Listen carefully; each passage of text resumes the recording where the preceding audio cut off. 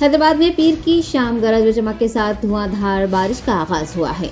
वक्फे वक्फे से शहर के बेशतर इलाकों में बारिश का सिलसिला जारी है। आज सुबह से ही शदीद गर्मी से बेहाल शहरियान हैदराबाद को बारिश के सबब गर्मी से राहत मिली है, जबकि हमेशा की तरह नशेबी इलाके और मसरूफ सड़कें ज़ेर आब देखी गई हैं, जिसके सबब आमदोरफ्त मुतासिर हुई है।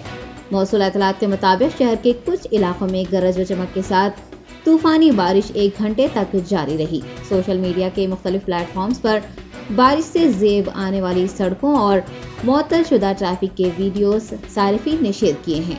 इंडियन मेट्रोलॉजिकल डिपार्टमेंट ने बताया है कि मुख्तसर वक्फे के बाद शहर में गरज चमक के साथ हल्की से औसत बारिश का इम्कान है।